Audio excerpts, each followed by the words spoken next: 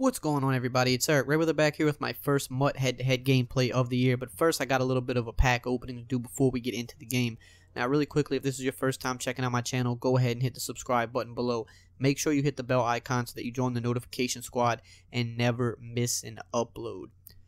So what we're going to do first here is I ripped this bundle because I just wasn't completely happy with my team yet. Like I said earlier in a previous video, I don't really have too much time to play solos this year, so I kind of had to resort to buying a couple bundles. So I thought the Elite Pack bundle looked good. You're guaranteed an Elite in each pack, and you get a Legend topper. So, you know, I had a decent team, but I wanted to just fill out the roster a little bit more, so I went ahead and opened this bundle, and it turned out pretty good for me, actually. I think it turned out better than the previous bundle that I opened, which was actually a much bigger bundle, but it didn't guarantee as many elites. So this one I knew I was at least guaranteed 7 elites. I just needed 1 or 2 of them to be good so that I could sell them for some coins and buy the guys that I wanted. So I'm going through the first pack here, and the first pull, we pulled Jimmy Graham. I was wilding out when I saw this because I knew he went for at least 120k.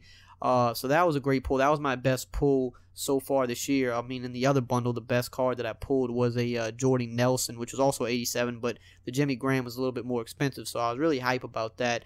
So getting into the second pack here, I'm like, alright, so I pretty much already felt like I got my money's worth. I knew I was going to get a lot of coins for that card, and I still was going to have another 6 elites to sell. And the cheapest elites at the time were maybe like 8k, and then I pulled Antonio Gates, which was decent. Not the greatest card, but I knew all the elites, you know, the cheapest ones were at least 8k, so that was just the worst case scenario. So I'd already gotten a 100k card, so if I got a few other decent elites, I was looking at 2, maybe 300k coins. And then we get another epic pull, Marcus Gilbert, right tackles.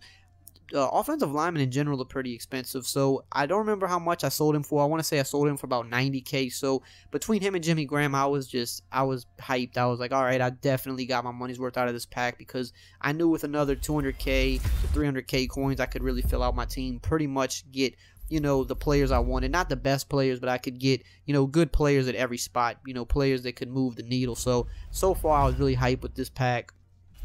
Getting into the fourth pack here, I was expecting to pull mostly 80 and 81 overall elites, because you know that's how EA usually does you. Even though you're guaranteed an elite, you got to expect the worst case scenario. Then I pull a Stephon Gilmore, 83 overall, another decent card. So far I haven't pulled anything under an 82 overall, and I've pulled 287 overall. So I was like, man, this is a really good bundle for me, because you know when you're guaranteed elite, you usually are going to get the lower end of them, and so far I hadn't gotten any low end ones. So I was really happy and excited about that. Going through the fifth pack here, we pull 83 Sheldon Rankins, my boy from the Saints. He didn't sell for too much. He might have been like 20k, but still, I still hadn't gotten any bottom of the barrel elites. You know, I've gotten, you know, a few guys under 85, but you know, I didn't get 80s or 81s so far. So I was like, man, this, you know, this is really going well for me. I definitely was happy that I went ahead and got this bundle. And here we get the first 80 overall center for the Giants. So I knew one was going to come eventually, so I wasn't too worried about it. And then here we go with the topper. We get the 81 Charles Haley. He went for, I don't remember, maybe 20k. It wasn't anything crazy, but those 287 overalls really did me solid, and really helped me out. So here was the team after I sold everything and bought new cards. This is what the squad is looking like. I went with Matthew Stafford at quarterback. Tevin Coleman is a very good budget running back, 88 speed. He's a beast. We got Hopkins, Deshaun Jackson. I got the free Odell, I got Emmanuel Sanders, I got Fleener, Evan Ingram, then I got just a decent offensive line, just guys with decent blocking and decent awareness, so you know that they're not total bums out there. So then on defense, I got Desmond Trufant at corner, the free champ I got from the solos. Jamie Taylor or Jamar Taylor, he's actually a very good budget cornerback, very good stats. I got the legend Abraham, legend McGinnis. The McGinnis is 81 overall, but I have him at DN, so his overall goes down. Then we have the GOAT Dion and a good budget corner in Jason McCourty. I got Alexander over here at safety. I spent a good little bit of money in my linebackers. Got Mark Barron, Deion Buchanan, and Deion Jones. So some of the faster linebackers in the game. Good speed, good hit power. And I got cornerback Rod Woodson at free safety. He's pretty fast. I think 88 speed, so he's pretty good for me back there. And I got Myers as our kicker. So here we go, getting into the first MUT head-to-head game of the year. Looking to come away out of this with a W. So his cards aren't too great. I definitely have the advantage there.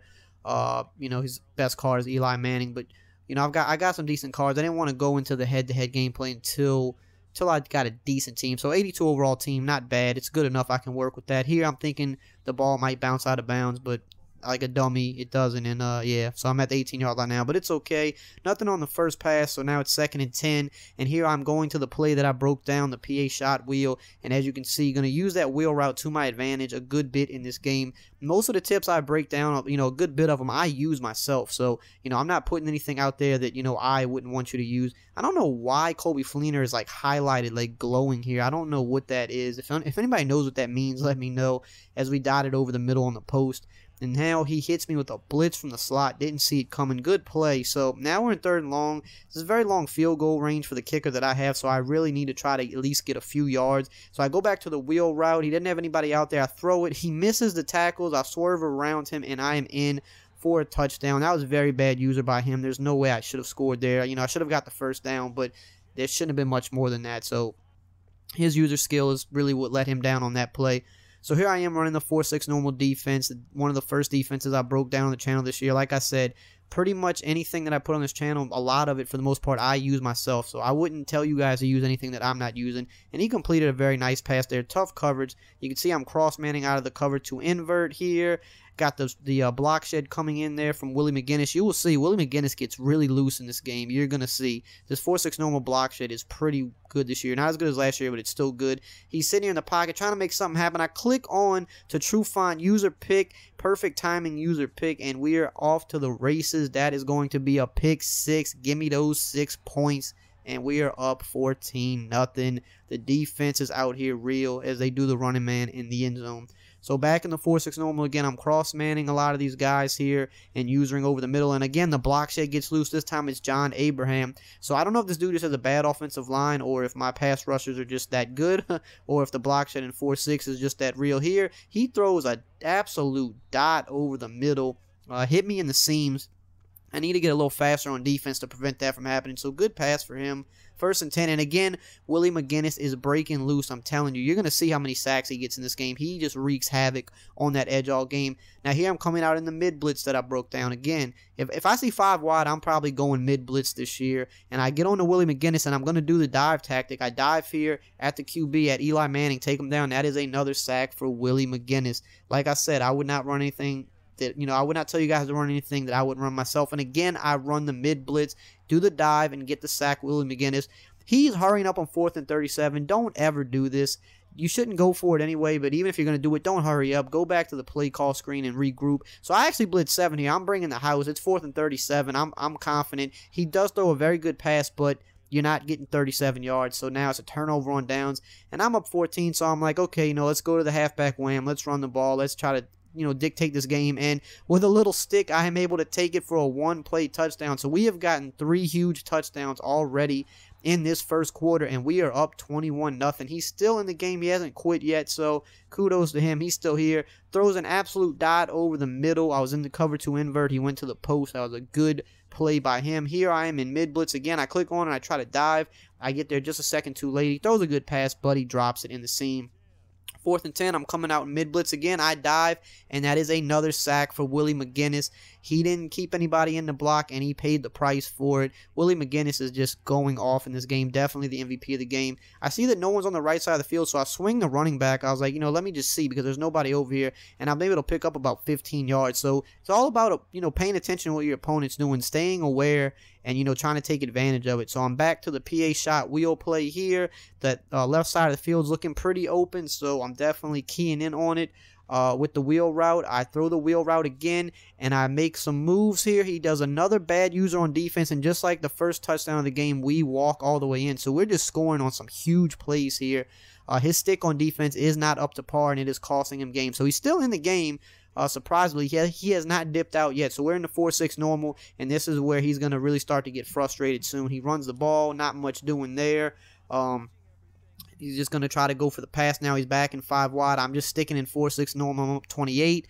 I'm just, playing bend don't break the rest of the game. And Willie McGinnis gets loose again, block shedding another sack. That is his 5th sack of the game. He is just dialing up the pressure over there. 3rd and 21. He is back in the 5 wide. I'm staying in the 4-6 normal because he's struggling against it. And Willie McGinnis again off the edge. His 6th sack of the game. He cannot be stopped. And this guy has had enough. He is headed to the parking lot. He is trying to beat the traffic. He is out of here. That is A good way to start MUT, 28-0. We didn't even make it to halftime. Very good game. Shout out to my opponent, man. I know Willie McGinnis was just over there.